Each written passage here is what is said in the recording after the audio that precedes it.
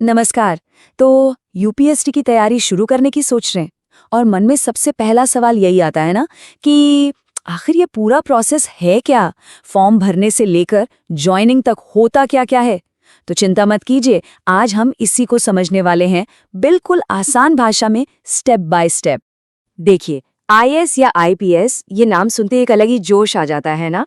लाखों लोग ये सपना देखते हैं, लेकिन सपना जितना बड़ा होता है ना, उसको पूरा करने का रास्ता उतना ही उलझा हुआ सा लगता है। मतलब प्रीलिम्स क्या है, मेंस में वो 9 पेपर क्या बला है, और ये ऑप्शनल सब्जेक्ट कैसे चुने। अरे बाप रे, इतने सारे सवाल। चलिए आज इन सारे सवालों के जवाब ढूंढते हैं। तो घबराने की बिल्कुल जरूरत नहीं है। आज हम इस पूरे सफर का, समझ लीजिए, एक पूरा मैप बनाने वाले हैं, एकदम साफ। फॉर्म भरने के पहले दिन से लेके आपकी ट्रेनिंग तक हर एक पड़ाव को, हर एक मोड़ को बहुत ही आराम से सिंपल भाषा में समझेंगे, ताकि कोई कंफ्यूजन ना बचे। तो चलिए शुरू करते हैं ये सफर। अच्छा, तो सबसे पहले एकदम बेसिक से शुरू करते हैं। होता है ना, किसी भी बड़ी इमारत के लिए नींव का मजबूत होना बहुत जरूरी है। तो हमारी नींव होगी ये समझना कि ये यूपीएससी और सीएससी आखिर हैं क्या? क्या ये एक ही चीज है या इनमें कोई फर्क है? तो देखिए, सबसे बड़ी गलतफहमी यही होती है। यूपीएससी कोई एग्जाम का नाम नहीं है। यूपीएससी यानी संघ लोक सेवा आयोग, ये एक संस्था है, एक इंस्टीट्यूशन। जैसे स्कूल एक संस्था है जो एग्जाम कराता है, वैसे ही यूपीएससी एक संवैधानिक बॉडी है जो सरकार के लिए बड़े बड़े एग्जाम्स कंडक्ट कराती है। इसका काम है मेरिट के आधार पर, मतलब काबिलियत के आधार पर, देश के लिए बेस्ट ऑफिसर चुनना। और ये सिर्फ आईएएस वाला एग्जाम नहीं, बल्कि एनडीए, सीडीएस जैसे कई और भी एग्जाम कराती है। और सीएसई यानी सिविल सर्विसेज एग्जामिनेशन, ये है वो एग्जाम जिसकी हम बात कर रहे हैं। ये वो परीक्षा है जो यूपीएससी कंडक्ट कराती है, और इसी एक एग्जाम के जरिए आप आईएएस, आईपीएस, आईएफएस, आईआरएस जैसी देश की सबसे पावरफुल और प्रतिष्ठित नौकरियों में जा सकते हैं। तो यूपीएससी संस्था है और सीएसई उसका सबसे फेमस एग्जाम है। क्लियर है? ठीक है, तो अब हमें बेसिक फर्क तो समझ आ गया। अब चलिए जरा ऊपर से एक बर्ड्स आई व्यू लेते हैं इस पूरे सफर का। मतलब फॉर्म भरने से लेकर लबासना की ट्रेनिंग तक ये पूरा रास्ता दिखता कैसा है, एक मैप बना लेते हैं दिमाग में। देखिए, ये जो सफर है ना, ये 100 मीटर की दौड़ नहीं है, ये एक मैराथन है। पूरा 1 साल, बल्कि उससे भी ज्यादा का साइकिल होता है ये। सबसे पहले आपको करना होता है ओटीआर, मतलब वन टाइम रजिस्ट्रेशन। उसके बाद आप फॉर्म भरते हैं। फिर आते हैं 3 बड़े पड़ाव, 3 बड़ी मुश्किलें। पहला प्रीलिम्स, दूसरा मेंस और तीसरा इंटरव्यू। जब आप ये तीनों पार कर लेते हैं, तब जाकर एक फाइनल लिस्ट बनती है, आपको आपकी सर्विस मिलती है, और फिर शुरू होती है आपकी ट्रेनिंग।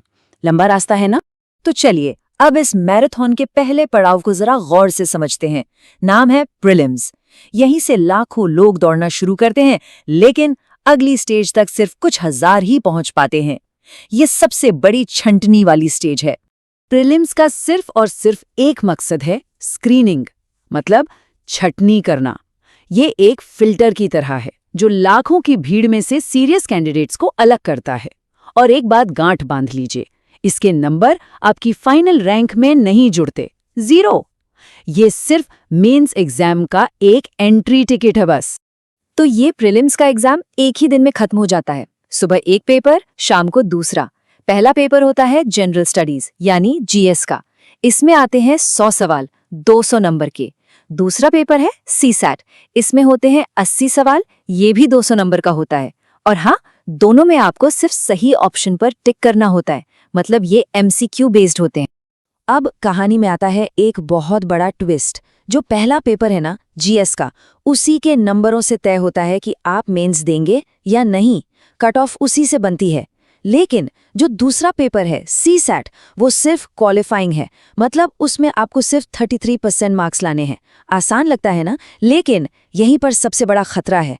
अगर आप सीसैट में फेल हो गए, तो भले ही आपने जीएस में टॉप क्यों ना कर लिया हो, आपका जीएस का पेपर चेक ही नहीं होगा। आप सीधे रेस से बाहर।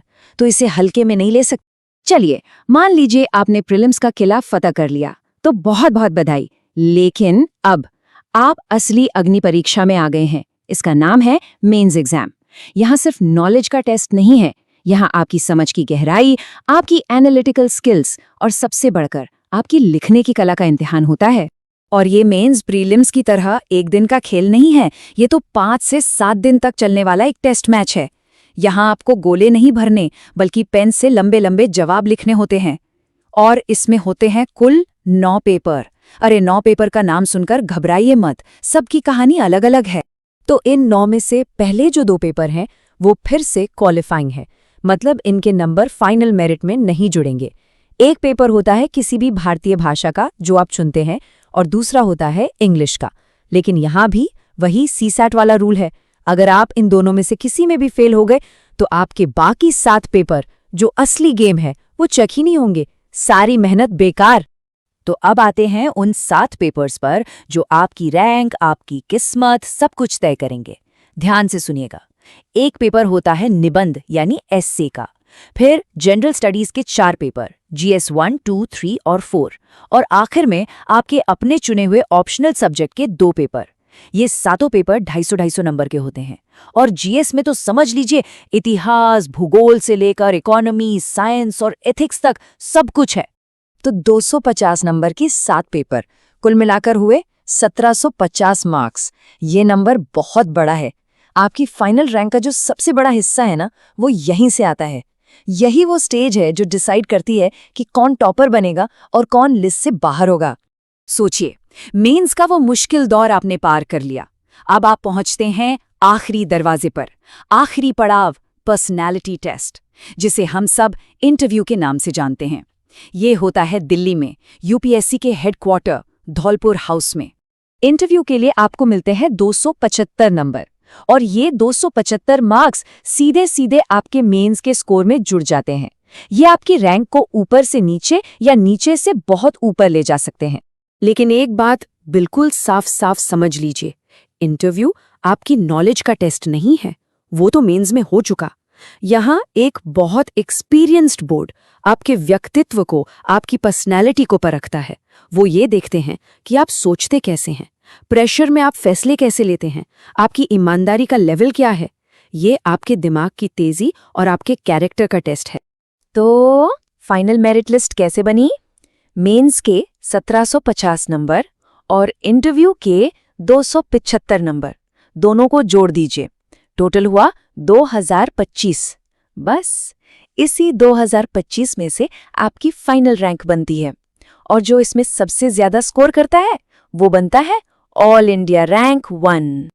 अच्छा, अब लिस्ट में नाम आ गया, रैंक भी आ गई, तो क्या इसका मतलब है कि अगर रैंक अच्छी है तो आईएएस पक्का?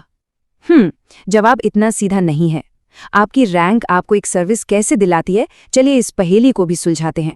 देखिए, आपको कौन सी सर्विस मिलेगी ये सिर्फ आपकी रैंक पर डिपेंड नहीं करता। इसमें कई चीजें देखी जाती हैं। पहली, आपकी रैंक। दूसरी, आपकी कैटेगरी, मतलब जनरल, ओबीसी, एससी, एसटी। तीसरी, आपने फॉर्म में अपनी पसंद क्या भरी है, आईएएस पहले नंबर पर या आईपीएस। और चौथी, उस साल किस सर्विस में कितनी सीटें खाली हैं।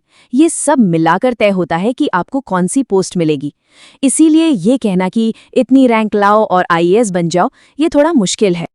अब जरा वापस मेंस पर चलते हैं। वहां हमने बात की थी ऑप्शनल सब्जेक्ट की, याद है? 2 पेपर यानी पूरे 500 नंबर। ये 500 नंबर एक असली गेम चेंजर होते हैं। ये आपकी रैंक बना भी सकते हैं और बिगाड़ भी सकते हैं। तो सवाल ये है कि इतने सारे सब्जेक्ट्स में से अपने लिए सही ऑप्शनल चुने कैसे? ये एक बहुत ही जरूरी फैसला है। अक्सर लोग पूछते हैं सबसे स्कोरिंग ऑप्शनल कौन सा है।